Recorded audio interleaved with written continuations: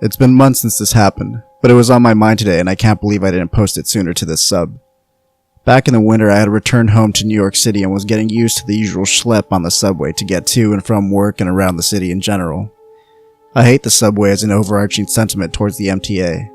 I had always called it the bane of my existence because it challenged me in all areas I'm sensitive about.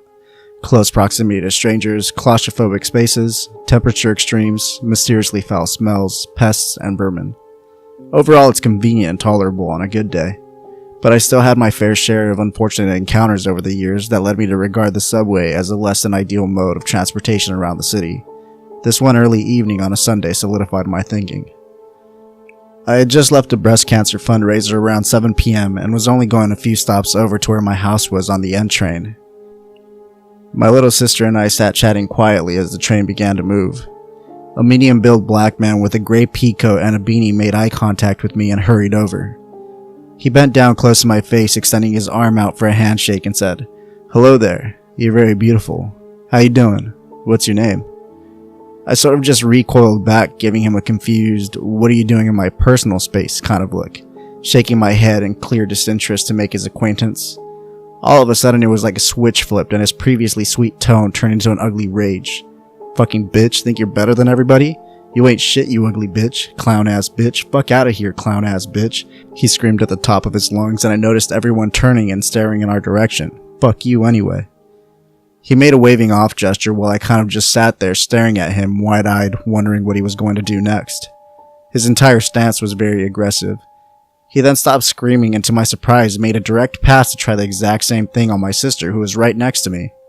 "Wow, you're beautiful too. Can I shake your hand?" And he reached directly next to me to touch her. The fucking nerve. I extended my arm and said firmly, "Hey, leave my sister alone and back up out of our space."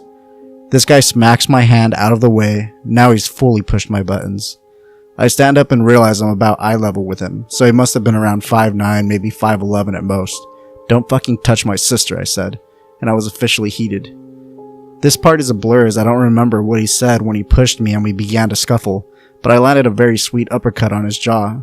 This enraged him and he had me on my back within seconds, kicking me and screaming, "I will fucking kill you, bitch." After what felt like an eternity, two good people on the subway had run up behind him and grabbed him off of me. I heard one guy say, "Leave her alone, dude, what the fuck?" And when I looked up, I saw several horrified passengers staring at us, as we had engaged in a full-on brawl. Adrenaline was pumping through my veins, so everything was bright and my vision was pinpoint and I felt numb.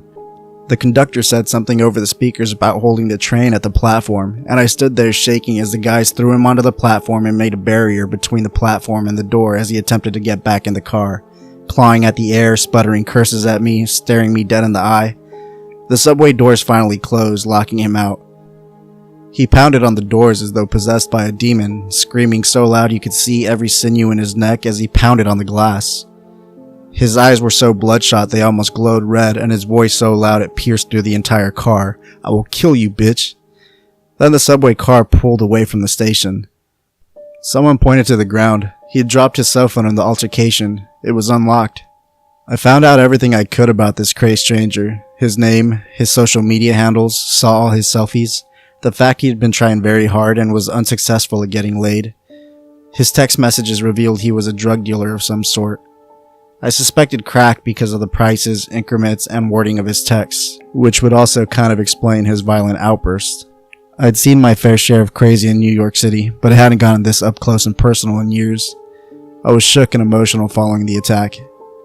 I went to the police station with my aunt and uncle soon after, and as I was following a police report, one of the cops at the station says, "If it turns out that you stole this phone from this guy, you're gonna be in a lot of trouble." Dead ass straight to my face implies that I stole this phone from a complete stranger on the subway and was now spinning some elaborate web that included turning myself in at a police station when I was following a report of assault. I wasn't wrong in thinking that this guy wasn't going to be much help. I digress. I gave them his full name and they said they had a lot of people in the system with the same name. I said, "Well, I have all the specific info I got off the phone." They said they couldn't use anything off the phone without a warrant. They ended up taking his cell phone from me and nothing ever really came of it, except for the ginormous bruise I had from getting a blunt kick to the thigh. An officer came to my house a few months later with some photos of extremely similar looking black men, none of which I could confidently identify as my assailant. Haven't heard a single thing since I filed the report, and I couldn't find the guy on social media again. So this lunatic is out there, probably riding the subway somewhere, waiting for the next girl to reject a handshake so he can go absolutely batshit crazy. Sometimes I wonder what would have happened if it had been late at night with nobody around to help me. That guy was screaming that he was going to kill me, and I'm sure he would have given the chance. Brawling Subway Casanova? Let's not meet again. Thanks so much for watching. If you have a true scary story you would like featured in one of our future videos, send us an email at themidnightfoxofficial@gmail.com. Our contact information will be in the description below. If you like this video, be sure to like, comment, subscribe, and turn on notifications to make sure that you don't miss out when we post new content.